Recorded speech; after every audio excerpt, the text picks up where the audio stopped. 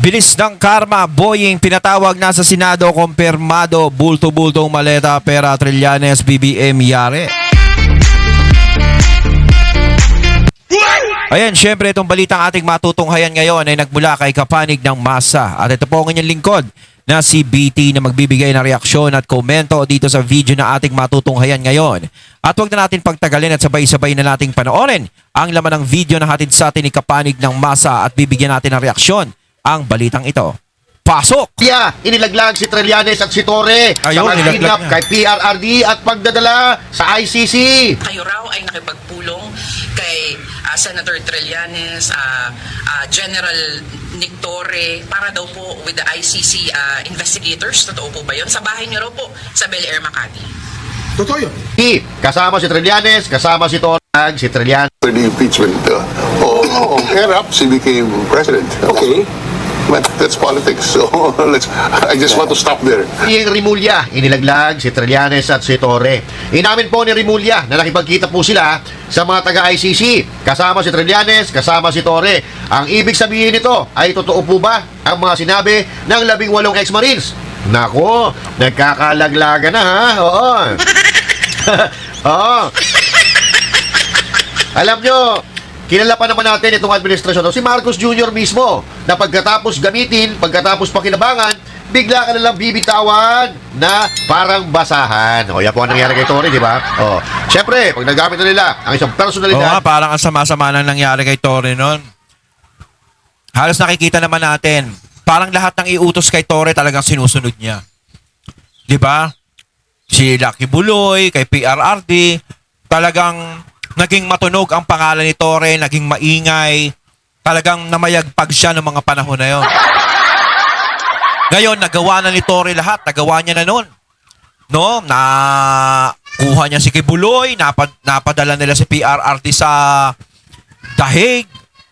Na-promote naman siya sa kagandahan ng sa kagandahan ng ginawa niya sa kanila. Kalaunan. Nung medyo umano na, parang pinatikim lang siya ng promotion, bigla naman siya tinanggal. Parang 'di ba? Parang kung gaano kabilis ang naging promotion ni Torre, ay ganun din kabilis ang kanyang pagkatanggal.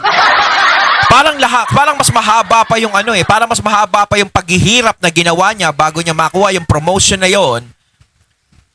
Kaysa dun sa pagkaka-promote sa kanya dahil natanggal agad siya, 'di ba? Parang binigay niya lahat. Sinunod ka niya, lahat-lahat. Pero ganun lang ang napala ni Torre. Kita nyo ngayon, hindi na namamayagpag yung pangalan ni Torre.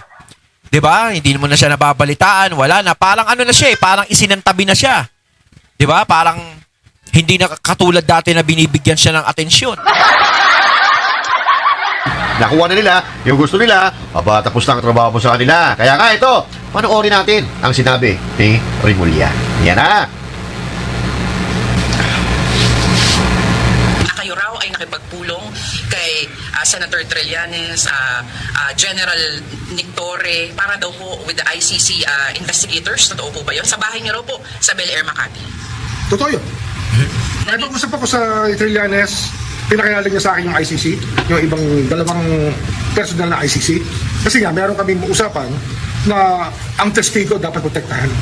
Ayan, kita mo, sinabi niya mismo na talagang nakipag-meet siya sa mga ICC na dala-dala ni Trillanes. So parang si Trillanes ang naglapit dito sa ICC sa atin. Talagang yun talaga ang pinakamalakas na sandatang ginagamit ni Trillanes noong mga panahon na yun. Kahit hanggang ngayon, yun pa rin naman ang ginagamit niya. 'Di ba? Kaya nga talagang hindi talaga nila dito hinarap si Tatay Digong sa korte sa atin dito dahil hindi nila tropa at kadikit yung korte dito. Dahil syempre yung korte dito, alam naman nating patas magdesisyon, hindi katulad ng iba, is alam nila na si PRRD ay maaaring mapawalang sala, 'di ba, sa mga inaakusa sa kanya, dahil sa totoo lang wala naman talagang kakwenta-kwenta lahat ng akusasyon kay PRRD.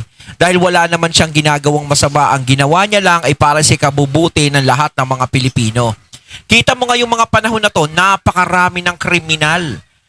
Sa CCTV nakikita na, halos hindi na sila natatakot gumawa ng karahasan sa harapan ng CCTV camera.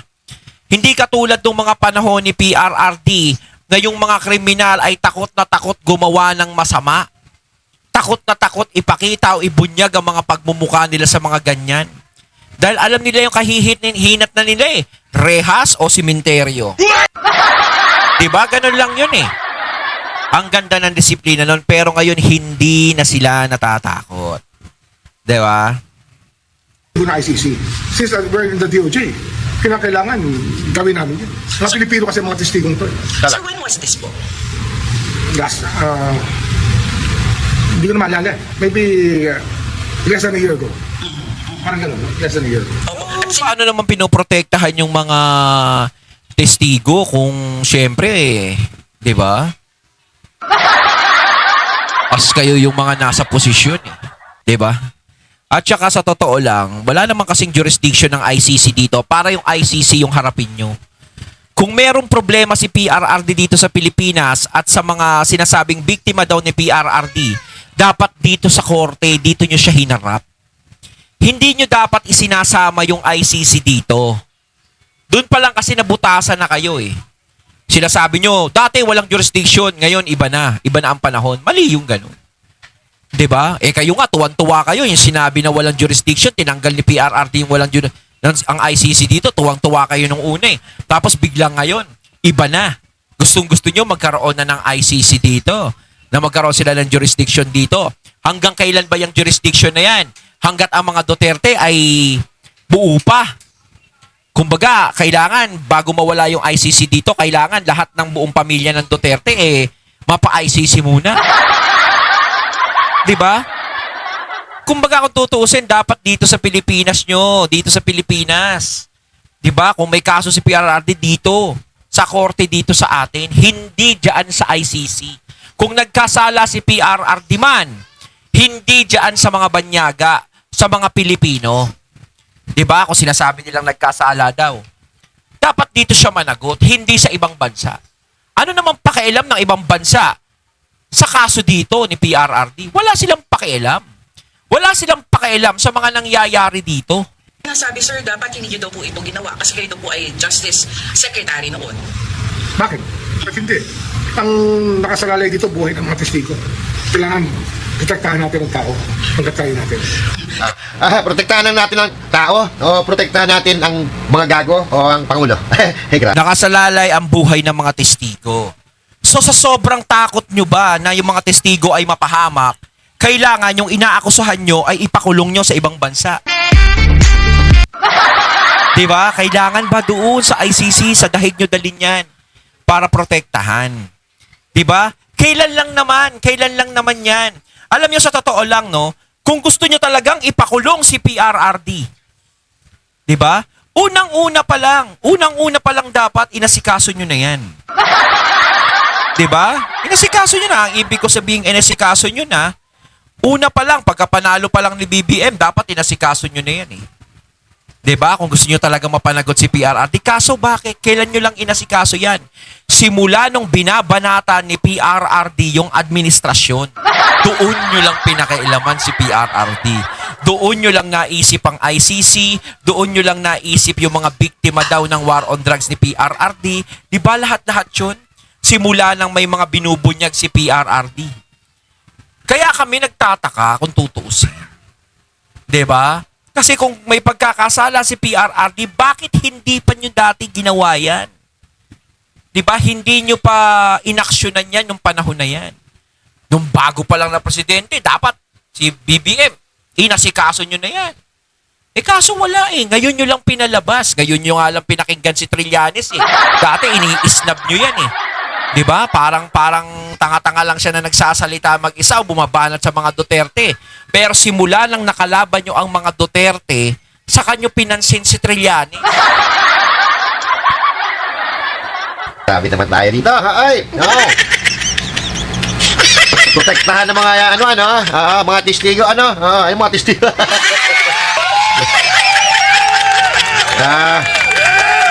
Kami ba naman paglululokohin nyo? Kami ba naman ay pag-uululin nyo ng ganito? Ang tanda-tanda na namin dito.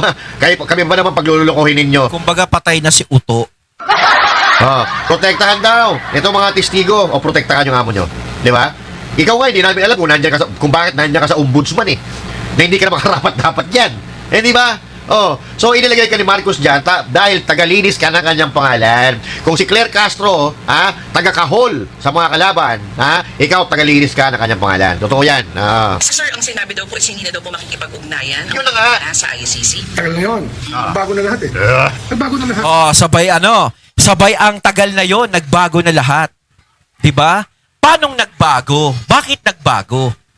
Kasi sa totoo lang talaga, isa kayo sa mga tuwang-tuwa nung nawala yung jurisdiction ng ICC dati dito. 'Di ba? Ngayon sinasabi nyo, ang tagal na nun. Ang dami nang nagbago ngayon. Kasi talaga alam nyo kung bakit nagbago. Inaway yung friend ko, inaway ng mga Duterte. Kaaway nila yan. So kailangan, kung ano yung magandang panlaban sa kanila, kailangan yun ang gamitin namin. Parang ganun ba yun? Di ba? Ay, nako. Ano naman natin? Pero sir, Pero mahilig talaga kayo sa Bendalo. kung yun po totoo, baka isipin po ng iba, totoo din po yung iba pong bahagi. Siyempre, hindi ko natanggi. yun. Hindi ko alam ha. Pero yung mga sinasabi nga doon, sinasabi ko, ang gagawin namin dito, sasabihin namin kay Baligon na mag-produce yan ng 18 iba't ibang affidavit. Para alam natin kung ano talaga ang personal knowledge sa bawat isang tao. Naka. Para malinaw kung ano talaga yun. Kasi parang ano yun parang pinagtagpi-tagpi na kwento ng bawat isa. Wow. Ginawang isang affidavit. Hindi dapat gano'n ng isang affidavit. Ang affidavit, you swear to the truth, the whole truth and nothing but the truth. Wow. Out of your own personal knowledge. Galing, ha? Yan ang challenge natin. Galing. Whole truth but nothing but the truth, pero napunta sa Bendalo. Anong challenge ang sinasabi mo? Anong challenge ang sinasabi mo? Napapansin namin na pagka-alyado nyo ang nagre-reklamo, suportado ninyo, palakpakan. Pero, pag hindi nyo kaalyado ang nagre-reklamo, puta ka na, katakot-takot na investigasyon ang pinagagawa ninyo. Imbestigahan natin ang 18 Marines, imbestigahan natin. Imbis na ang imbestigahan nyo, yung nire-reklamo, Ayun nga, iniimbestigahan nyo. yun talaga yung nakakapagtaka.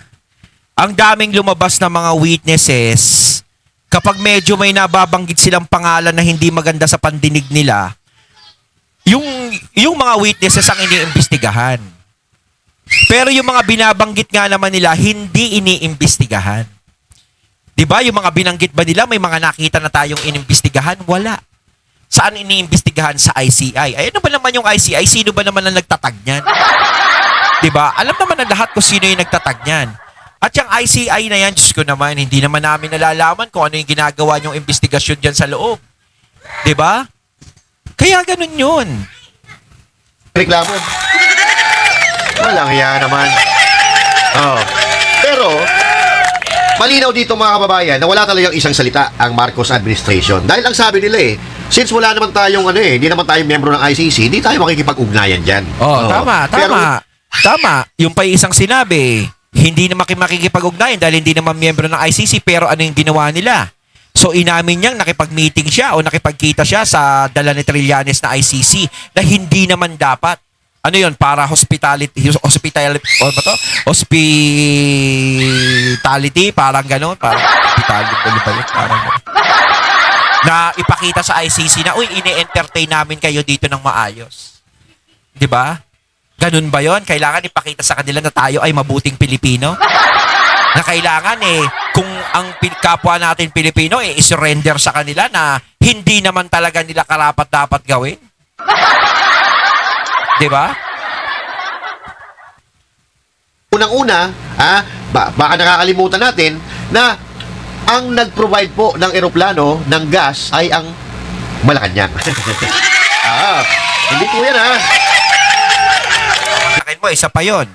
Sinasabi na hindi makikialam yung gobyerno sa atin dito, yung Pilipinas, sa ICC, sa kung anong gawin nila. Wala, di ba? Pero tama naman yung sinabi ni Master Judea.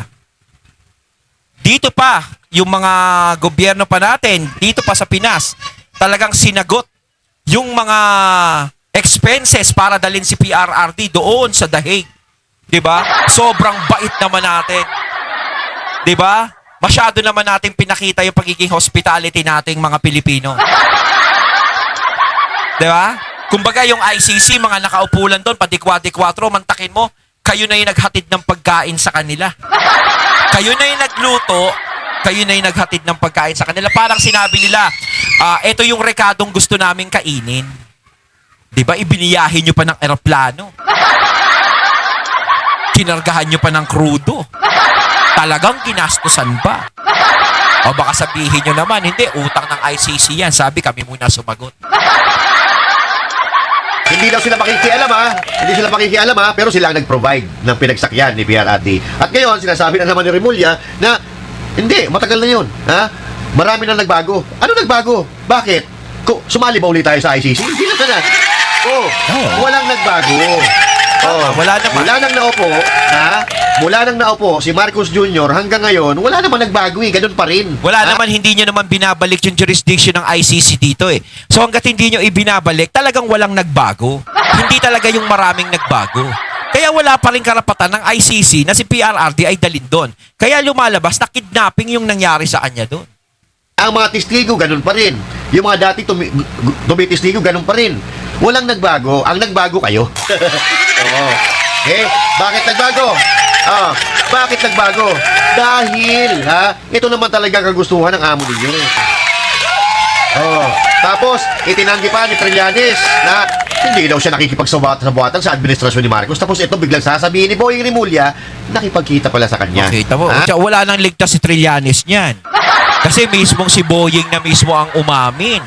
Diba? Ibig sabihin, kumukonekta talaga siya sa administrasyon.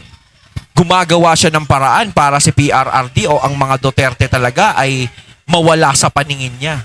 'Di ba? Ang sipag talaga ni ni Sundalong Kanin, talagang matibay. Ipinakilala yung mga taga-ICC. Naku, buking na naman si Trillanes dito. Oo. Pilit niyang itinatanggi, natuta siya ni Marcos, pero sila din ang naglalaglagan. Pero maganda yan, Maganda yan para malaman natin yung katotohanan. At ito si Trillanes matagal naman na ito na hindi na pinapaniwalaan, di ba? Wala naman itong ambag sa Pilipinas si Trillanes, kundi magnakaw ng tinidor sa peninsula at mga kutsara. Isa rin ito si Torre. Tinatawad-tawanan niya yung maleta, di ba? Tinatawad-tawanan niya, pero isa rin pala siya sa nakipagkita sa mga taga-ICC. At ngayon, parang dumidistansya na siya, di ba? Na parang ginawa lang daw niya ang kanyang trabaho. Tinupad lang daw niya ang utos sa kanya. Pero noon pala, kikipagkita ka sa ICC. Magkano ba? Diba?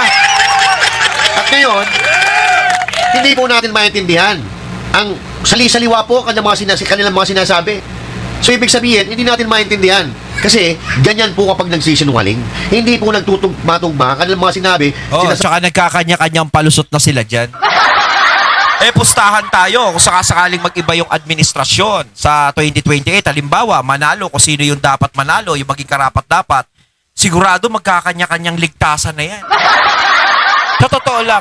Alam mo, napapansin ko, yung mga taong tuwang-tuwa ngayon, yung mga nakikinabang ngayon sa mga panahon ngayon, pagdating kaya ng 2028, halimbawa maging presidente si Sara Duterte, matuwa pa rin kaya sila hanggang ngayon?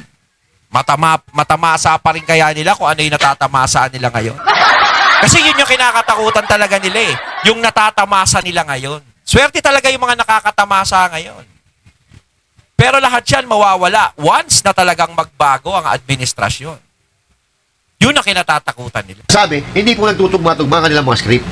Now, kapag ito, ipinagtanggol pa ito ni Lacson at ipinagtanggol pa rin ni Soto at Lacson, maniniwala na ako na nakatanggap sila ng maleta. Diba? Ang yung maleta na. Ako kaya kailan ako magkakaroon ng maleta? Pag sinabi, BT, bibigyan ka namin ng maleta, bumaligtad ka na, huwag ka na mag-Duterte. Siyempre, meron akong paninindigan sa sarili ko. Ipaglalaban ko kung anong totoo. Tatanggapin ko, paglalaban ko yung totoo. Diba? Basta, pag-isipan muna natin. Kasi, mas posible naman tayo mabigyan ng ganyan, di ba? Pero kung bibigyan tayo, huwag na natin pag-usapan yan. At ang isa pang tanong dito, mga kababayan, bakit sa bahay ni Remulla? That's a private place. Di ba? And that's an official business if you're doing a work related Work related to your job. Hindi, baka Related to kaya your... doon sa bahay, syempre, para makapag-inuman naman sila ng konti, para mayroon naman silang huntahan ng konti, di ba? Kasi pag sa mga, ano ng mga lugar, public na lugar, sa mga gobyerno nila pinag-usapan, doon pumunta yon wala silang huntahan ng konti, hindi lalalim yung usapan, hindi magiging confidential. Kaya nga siguro confidential yun eh. Di ba? Talagang parang pinagplanuhan nga yun nangyari kay PRRD. Or government position. Bakit sa bahay? Oh. Para may konting San Miguel beer siguro ng konti. Ayan, oh, pare. Oh. For the win. Shot tayo, shot. Putang ina, private sa bahay. Yun, Oh. sinasabi Dapat official natin. May konting San Miguel beer. Parang koko lang yan. business siya dapat sa opisina. Oh. Di ba? So now, dahil sa bahay ni Remulla ito nangyari, ng mga pagkikita ito, hindi ito official business. Pero pwede ba natin itong tawagin na monkey business? Ah. Basta comedy yun, ha? Joke yun, ba't di kayo tumatawa? Langya kayo, di kayo tumatawa eh. Oh. So, bakit kaya hindi na itinanggi ni Remulla, no? Bakit kaya hindi na itinanggi ni Remulla? Panahon na ba na maglaglagan na sila? Ilaglag na natin ito kasi napakinabangan na natin yan. Si Trillanes. Ilaglag na natin ito si Torre kasi Sa panahon ngayon, hindi pa yan magkakalaglagan talaga ng 100%. Kumbaga, may mga porsyento lang na ganyan-ganyan mga padaples. Magkakaroon ng mga laglagan yan kapag palapit na ng palapit ang panahon at talagang parang nag-aalanganin na sila. Doon na yan. Kanya-kanyang ligtasan na yan. nagwawalis na lang naman siya sa kalsada eh. Oh. Ganun po ba ang ibig sabihin nito? Ha? Hindi niya itananggi kasi marami ebidensya. Diba? Oh. Pag nagsinungaling siya, sa dami ng ebidensya, mabubuking talaga siya. Di ba? Yung mga tulad dito, mga pagsisinungaling, hindi nagsinungaling dito si Remulla eh. Umamin nga siya eh. Pero ito si Trillanes, si Torre, mga sinungaling yan eh. Di ba? Ito yung mga, katulad dito mga pagsisinungaling sa interview, kalaunan lagi nabubungo yan eh. Ayun, natatig natin kaya ng video na nagbula kay Kapanig ng Masa at syempre natin kaya natin ang boses at video na yun na binigyan natin ng reaksyon na nagbula kay Master Judea. Kayo mga katunayan, ano masasabi nyo tungkol dito? Comment lang po kayo sa comment box. So once again, I'm BT and I'm out. Peace.